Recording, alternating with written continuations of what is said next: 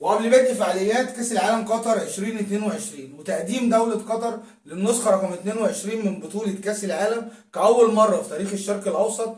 السلام عليكم ورحمة الله وبركاته اخواتي وحبايبي، أهلا بيكم في حلقة جديدة من استوديو مو مادة. معاك أخوكم محمد محسن. مش عايز أفكرك لو الحلقة وصلت لك ولو شفت الحلقة إن فضلا وليس أمرا ما تنساش تعمل لايك للحلقة دعما لحبيبك أخوك محمد محسن. ولو انت مش مشترك في القناه يا ريت تشترك وتفعل زر الجرس علشان يوصلك كل جديد. وصلي على حبيبك النبي اشرف الخلق اجمعين عليه افضل الصلاه والسلام. وبسم الله الرحمن الرحيم نبدا حلقتنا.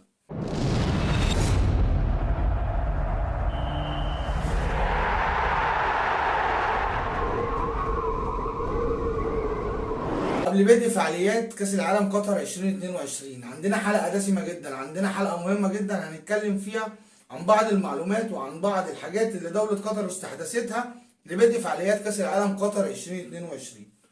من الواضح ان دولة قطر جايبة اللعيبة والمشجعين الأجانب داخل دولة قطر علشان تدخلهم الإسلام، مش عشان خاطر يلعبوا كورة ولا يشجعوا كورة.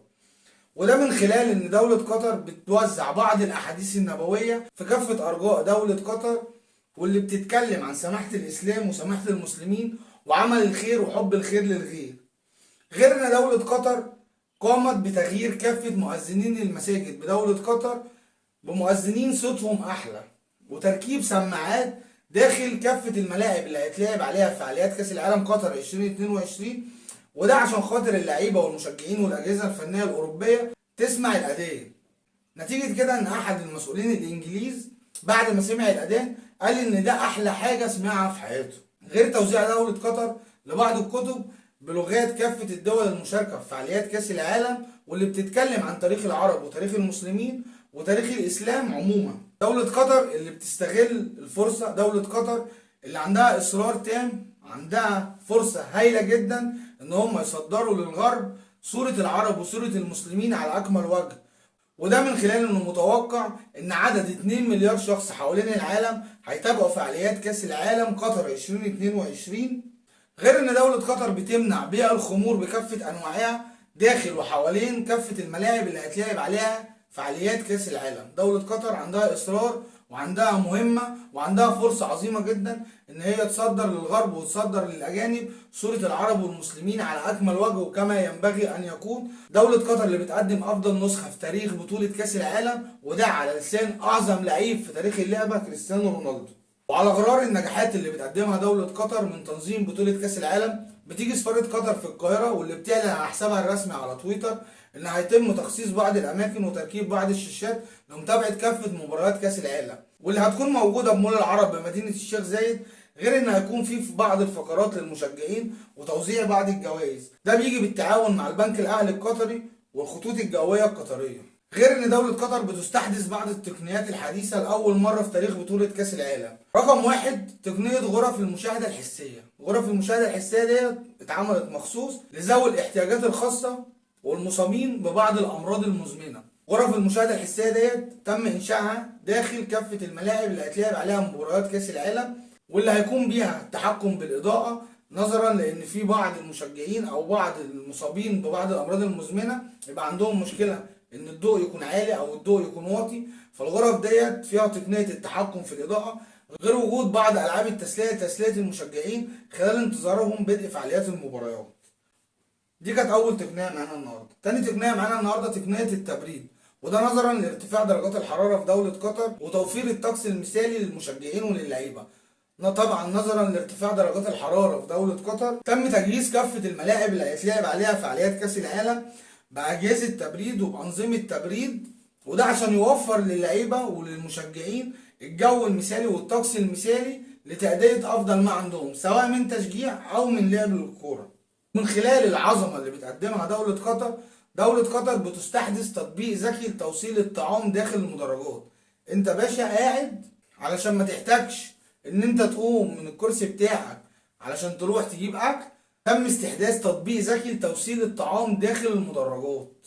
رابع تقنية هنتكلم عليها النهارده وهي تجهيز أجهزة استشعار حسية حوالين كافة الملاعب اللي هيتلعب عليها مباريات كأس العالم، وده بخصوص حركة المرور ومواقف السيارات، طبعا تسهيلا لحركة المشجعين خلال مباريات كأس العالم. وده عن طريق ابلكيشن جديد تم استحداثه زي الجي بي اس كده، ولكن ده بخصوص الملاعب اللي هيتلعب عليها كاس العالم، موقف السيارات الخاصة بالمشجعين اللي هيروحوا يتابعوا مباراة كاس العالم من داخل الملعب. رقم 5، وجود واي فاي بكافة الملاعب وتوفير محطات شحن للهواتف، غير تجهيز بعض الملاعب بنظم الإضاءة اللي بتقنية ال LED واللي موجود فيها بعض التأثيرات واللي هتستخدم خلال مباراة الافتتاح ومباراة الختام بأمر الله. رقم 6، توفير أجهزة إلكترونية قابلة للارتداء، وده ليه بقى؟ للمساعدة الطبية وتأمين المشجعين خلال متابعتهم أحداث مباريات كأس العالم قطر 2022، وده داخل المدرجات. الأجهزة دي وهي طباعة بعض المستشعرات على تيشيرتات المشجعين واللي بتعمل بنظام البلوتوث، ووظيفتها إن هي بتقوم قياس النبض وانتظام حالة التنفس وإرسال المعلومات ديت لغرف عمليات موجودة داخل الملاعب للقدرة على مراقبة العلامات الحيوية للمشجعين. التقنية السابعة معانا النهاردة وهي تقنية الذكاء الاصطناعي لاستخدام تقنية الفيديو بخصوص حالات التسلل، واللي هتتم عن طريق وجود مستشعرات بالكرة اللي هيتلعب بيها المباراة، غير وجود عدد 12 كاميرا حوالين وفي سقف الملاعب كلها اللي عندها القدرة ان هي بتاخد اكتر من 50 لقطة في الثانية الواحدة، واللي بتاخد بعض البيانات والمعلومات وبترسلها للجهاز الآلي واللي بيقوم بدوره بتحليل حالة التسلل. يعني في كأس العالم اللي جاي حالات التسلل ما فيهاش شك 1% أو 1/100% من المليون. لأول مرة في تاريخ لعب الكورة حالة التسلل هتتحسب عن طريق الجهاز الآلي، مش عن طريق شخص أو بني آدم. وتامن حاجة معانا النهاردة إن دولة قطر بتتعاقد مع أقوى شركات الأمن حول العالم، وذلك لتأمين المشجعين ومقرات الملاعب وفنادق إقامة المنتخبات. دولة قطر بتقدم أعظم نسخة في تاريخ بطولة كأس العالم. دولة قطر بتظهر للغرب فعلا صورة العرب والمسلمين على أكمل وجه.